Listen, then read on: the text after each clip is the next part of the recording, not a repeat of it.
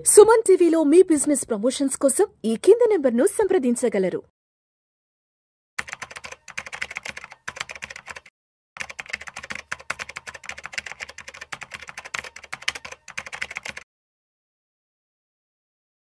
నమస్తే, నేను జీవి సత్యనారాయణ. ఈ ఎపిసోడ్లో ఇంటర్నెట్ ఏదైతే ఇప్పుడు వైర్ తోటి కాకుండా మనకి శాటిలైట్ ఇంటర్నెట్ వస్తుంది ఇక రాబోయే రోజుల్లో. శాటిలైట్ ద్వారా అంటే వైర్లు గిట్ల ఏముండవు, సింపుల్గా రిసీవ్ చేసుకుంటుంది. వైఫైలు కూడా ఉండవు, శాటిలైట్ ఇంటర్నెట్ అంటారు. అదేంటో చూద్దాం. అంటే దాంతో ఏంటంటే ఏ ప్రాంతంలో అయినా ఎక్కడైనా సరే మనకి ఫాస్ట్గా ఇంటర్నెట్ సేవలు పొందే అవకాశం రాబోయే రోజుల్లో మనకు ఉంటుంది. అది అనౌన్స్మెంట్ అన్నమాట. ఇది స్పేస్ ఎక్స్ తోటి వాళ్ళు, ఎయిర్టెల్ వాళ్ళు, జియో వాళ్ళు ఒప్పందాలు కుదుర్చుకోవడం జరిగింది. తర్వాత ఇక అనుమతులు రావాలి, హోంశాఖ నుంచి వాళ్ళకి అనుమతులు రావాలి. ఇప్పటికే ఈ స్టార్లింక్ వాళ్ళు 100 దేశాల్లో ఆల్రెడీ ఉన్నాయి వాళ్ళ సేవలు. ఇప్పుడు ఈ శాటిలైటు మనకు కూడా బాగా బెనిఫిట్ అవుతుంది. ఎలా అవుతుంది ఏమవుతుంది చూద్దాం. ఈ శాటిలైట్ కమ్యూనికేషన్స్ వల్ల ఏంటంటే ఎక్కడైనా సరే ఏ ప్రాంతంలో అయినా సరే వరల్డ్లో, అంటే మనం ఇండియా గురించి కాబట్టి మనకి అత్యధిక వేగంగా ఫాస్ట్గా ఇంటర్నెట్ సేవలు మనం పొందే అవకాశాలు ఉంటాయి. అయితే ఈ ప్రపంచ కుబేరుల్లో అగ్రగామైనటువంటి ఎలాన్ మాస్క్ వాళ్ళ సంస్థ ఏదైతే ఉందో స్పేస్ ఎక్స్ తోటి ఇప్పుడు మన భారతీయ ఎయిర్టెల్ భారతీయ ఎయిర్టెల్, జియో వాళ్ళు ఒప్పందం చేసుకోవడం జరిగింది. ఈ స్పేస్ ఎక్స్ ఏదైతే వాళ్ళ అనుబంధ సంస్థ స్టార్లింక్ అనమాట. ఎలాన్ మాస్క్ వాళ్ళది స్పేస్ ఎక్స్, వాళ్ళ యొక్క group company, subsidiary company Starlink. వాళ్ళు ఆల్రెడీ ఇప్పటికీ శాటిలైట్ ఇంటర్నెట్ సేవలు 100 దేశాల్లో వాళ్ళు ఇవ్వడం జరుగుతుంది. అయితే ఇప్పుడు వాళ్ళు మళ్ళీ ఈ మన దేశీయ టెలికాం సంస్థలకు స్పెక్ట్రమ్ కేటాయించేందుకు వాళ్ళు వేలం పద్ధతితోటి శాటిలైట్ కమ్యూనికేషన్ సంస్థలకు అమలు చేయాలని వీళ్ళ యొక్క ప్లాన్ అన్నమాట. అయితే ఇటీవలే వాళ్ళు మోదీ గారితో మాట్లాడడం జరిగింది. వాళ్ళ యొక్క మోదీ గారు అమెరికా పర్యటన టైంలో వాళ్ళు స్పేస్ ఎక్స్ తోటి ఒప్పందం చేసుకోవడం కూడా జరిగింది. ఈ ఒప్పందంతో మనకి భారతీయ ఎయిర్టెల్ వాళ్ళు, జియో వాళ్ళు కూడా స్పేస్ ఎక్స్ తోటి ఒప్పందం చేసుకొని శాటిలైట్ ఇంటర్నెట్ సేవలు చేసుకోవడం. అయితే ఇవన్నీ కూడా మన హోంమంత్రిత్వ శాఖ ఆధ్వర్యంలో ఉంటుంది. వాళ్ళు కొంచెం భద్రతాపరమైన అనుమతులు ఇవ్వాల్సిందని ఆగింది. అది భద్రతాపరమైన అనుమతులు వస్తే మనకు కూడా వచ్చేస్తాయి. అప్పటి నుంచి మనకి ఇది కూడా వచ్చేస్తుంది, ఏది శాటిలైట్ ఇంటర్నెట్. అయితే ఈ స్టార్లింక్కి చెందినటువంటి 6000 లియో లో ఎర్త్ ఆర్బిట్ అనమాట ఉపగ్రహాలు. ఇప్పుడు మనకి ప్లస్ పాయింట్ ఏంటంటే ఒకప్పుడు ఒకటే ఉండేది శ్రీహరికోటలో లాంచింగ్. ఇప్పుడు అటువంటివి అక్కడ 3 ఉన్నాయి, ఇంకా వేరే ఇంకొక 3 అయినాయి, మొత్తం 6 ఉన్నాయి అన్నమాట. ఏది ఉపగ్రహాలు పంపడానికి అవి లాంచింగ్ అన్నమాట.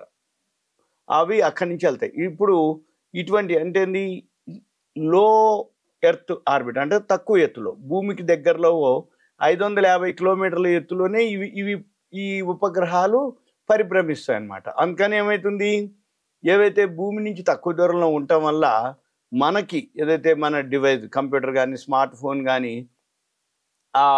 రిసీవ్ చేసుకునే టైం కూడా మనకి తక్కువగా ఉంటుంది అనేది అనమాట. అది కూడా ఎంత 20 నుంచి 40 మిల్లీ సెకండ్లలోనే ఈ లో లేటెన్సీ వల్ల, అంటే gaming, video conference, web browsing ఇవన్నీ కూడా ఫాస్ట్గా మనకి వస్తుంది అనమాట. అంటే టైం బాగా సేవ్ అవుతుంది, స్పీడ్ ఎక్కువ ఉంటుంది. అయితే స్పీడ్ ఎంత అంటే ఈ వీళ్ళ ప్రకారం, అంటే స్టార్లింక్ సమాచారం ప్రకారం డౌన్లోడ్ స్పీడు 25 నుంచి 220 Mbps స్పీడు, అప్లోడ్ వచ్చి 5 నుంచి 20 Mbps ఉంటుంది. అయితే అది ప్రాంతాన్ని బట్టి, సమయాన్ని బట్టి ఈ మారటం జరుగుతుంది. అమెరికాలో కనెక్షన్లు ఎక్కువ కనుక కొంచెం స్లో ఉంటుందనేది చెప్పడం జరిగింది. అయితే మన దేశంలో ఇప్పుడే మొదలు పెడుతున్నారు కాబట్టి మంది ఫాస్ట్గా ఉంటుంది అనేది కూడా ఒక అనమాట. అయితే వీటికి ఎంత ఫీజు ఉంటుంది? 2021లో ఏర్పాటైనటువంటి స్టార్లింక్ ఇప్పటికే 100కు పైగా దేశాల్లో వీళ్ళు సర్వీస్ ఇస్తున్నారు, సేవలు అందిస్తుంది. అయితే ఇంకా భారత్లోకి ఇంకా ఇప్పుడిప్పుడే స్టార్ట్ అవుతుంది. అయితే ఇంకొంచెం టైం పట్టవచ్చు. ఈ లోపల ఈ భారతదేశంలో అన్ని దేశాలు 2024 డిసెంబర్ నాటికే స్టార్లింక్ వినియోగదారుల సంఖ్య 50 లక్షలకు ఉన్నారు. అయితే వీళ్ళకి ఇప్పుడు మనం ఇండియాలో ఏదైతే ఉందో ప్రత్యేక హార్డ్వేర్ అవసరం దీనికి. ఈ సేవలు కొంచెం ముందు కాస్ట్లీ ఉంటాయని చెప్పడం జరిగింది. అయితే ఒక ప్రామాణిక అంటే ఒక వినియోగదారునికి ఈ సామాగ్రి ఏదైతే ఉందో దాన్ని $350 అని డిసైడ్.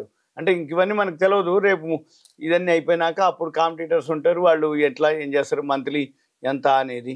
అయితే మన దేశానికి వచ్చేటప్పటికి బాగా తగ్గించవచ్చు ధరలు అనేది కూడా ఉంది. ఎందుకంటే ఇప్పటికీ జియో వాళ్ళు ఆల్రెడీ చెప్పడం కూడా జరిగింది, మేము అందుబాటు ధరల్లోనే ఇస్తామని. ఆల్రెడీ ఇప్పుడు వాళ్ళు మామూలు వైర్ తోటి 100 Mbps స్పీడ్ అవన్నీ కూడా 599 తోటి ఇస్తున్నారు. అయితే మనకి మొబైల్ మాదిరి ఎక్కడ పడితే అక్కడ వీళ్ళు వాడుకోవటానికి ఉండదు అనేది చెప్తున్నారు. అంటే ఈ శాటిలైట్ కమ్యూనికేషన్ వల్ల ఏంటిదంటే మన మొబైల్ మాదిరి కాకుండా మనము అంటే ఇప్పుడు సెల్ ఫోన్ ఉందనుకోండి, ఎక్కడ కనెక్షన్ తీసుకున్నా ఎక్కడైనా ఉంటాం. అయితే ఈ శాటిలైట్ కనెక్షన్ మాత్రం పరిమిత ప్రాంతంలోనే వాడుకునే వీలు ఉంటుందని చెప్పడం. అంటే ఏంటి, ఇంట్లో మనం రౌటర్ సహాయంతో ఎట్లయితే వైఫై కనెక్షన్ లాగా మనం ఇంటి కోసం కనెక్షన్ తీసుకుంటే కొన్ని కిలోమీటర్ల పరిధిలోనే మనకి ఉంటుంది, ఆ వైఫై తీసుకుంటుంది. కాబట్టి అలానే ఉంటుందని చెప్పేసి చెప్పడం జరిగింది. దీంతో పాటు ఇప్పుడు మన దేశంలో ఎవరైతే ఇంటర్నెట్ వినియోగదారులు ఉన్నారో 95.44 కోట్లకి పైనే ఉన్నారు. అయితే దాంట్లో 89.8 కోట్లు స్మార్ట్ ఫోన్లే. అవన్నీ వైర్లెస్ కనెక్షన్ తోటే నడుస్తాయి ఇంటర్నెట్లు. అందుకని వీళ్ళందరూ సుమారుగా $250-300 యావరేజ్ని ఖర్చు పెడితే వీళ్ళు ఎవరైతే ఈ సేవలు పొందలేని వాళ్ళు, నెట్ వేగం సరిగా లేనటువంటి అంటే ఇంటర్నెట్ ఫాస్ట్ ఉండవు విలేజెస్లో కానీ ఎక్కడన్నా కొండ ప్రాంతాల్లో కానీ వాళ్ళకి ఈ ఇంటర్నెట్ సేవలు ఉపయోగపడతాయి, కలిసి వస్తుంది. ఎందుకంటే అక్కడ టవర్స్ ఉండవు, సిగ్నల్స్ ఉండవు. కాబట్టి ఇంటర్నెట్ సేవలు వాళ్ళకి బాగా బెనిఫిట్ అవుతాయి అనేది.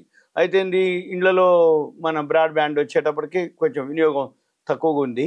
అయితే వాళ్ళు కేవలం 13% మందే ఈ కనెక్షన్లు వాడుతుంటారు అనేది స్టార్లింక్కి కలిసి వచ్చేది. అంటే ఎక్కువ మంది విలేజెస్లో, డిస్టిక్లల్లో, కొండల్లో ఎక్కడో ఉండేవాళ్ళు. అంటే ఉదాహరణకి పట్టణాల్లో 3.6 కోట్లు, గ్రామాల్లో 30 లక్షల బ్రాడ్బ్యాండ్ కనెక్షన్లే ఉన్నాయి. అయితే వైర్లెస్తో పాటు బ్రాడ్బ్యాండ్ సేవల్లో ఉన్న దేశంలోని 2 ప్రధాన టెలికాం అంటే ఉదాహరణకి ఎవరు స్టార్లింక్ కనెక్షన్లు పెరిగేందుకు అవకాశం ఉందని చెప్పడం జరిగింది. అంటే అన్నిటికంటే మెయిన్ ఏంటంటే జాతీయ భద్రత, ఇది కీలకాంశం. ఇప్పుడు అండమాన్ నికోబార్ కానీ లేకపోతే అక్కడ స్మగ్లర్లు, మణిపూర్లో తిరుగుబాటుదారులు, ఇప్పటికే కొండలు గుట్టలు అడవుల్లో ఉన్న వాళ్ళంతా శాటిలైట్ సేవల్ని వినియోగించుకుంటారని వార్తలు రావడం జరిగింది. అయితే ఈ సంఘ విద్రోహ శక్తులు ఈ సేవల్ని అక్రమంగా వినియోగించుకోవాల్సిన బాధ్యత మాత్రం ఉంది అనేది చెప్పడం జరిగింది. అయితే ఇవే కాదు, 4G, 5G, 6Gతో పాటు శాటిలైట్ కమ్యూనికేషన్ బాగా డెవలప్ అవడం వల్ల ఏమవుతుంది, మారుమూల ప్రాంతంలో కానీ, ఆకాశంలో కానీ, విమానంలో కానీ, సముద్రంలో కానీ, నౌకల్లో కానీ, ఎక్కడ పోయినా కానీ పనిచేస్తుంది. ఇది అదే అనమాట. అప్పుడు ఈ టెలికాం శాటిలైట్ ఏదైతే ఉందో ఇలా జరగడం అనేది మనకు సంతోషం అనమాట. అంటే సిటీలో వేరు, కేబుల్ తోటో రూటర్ పెట్టుకోవటం, టవర్స్ ఉంటాయి కాబట్టి ఓకే.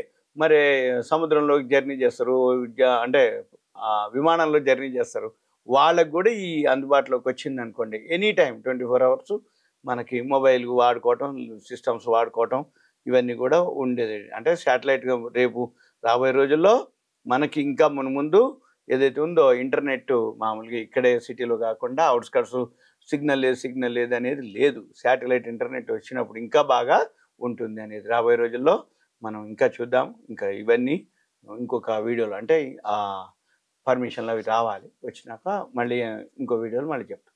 ఓకే, థ్యాంక్ యూ, సెలవు.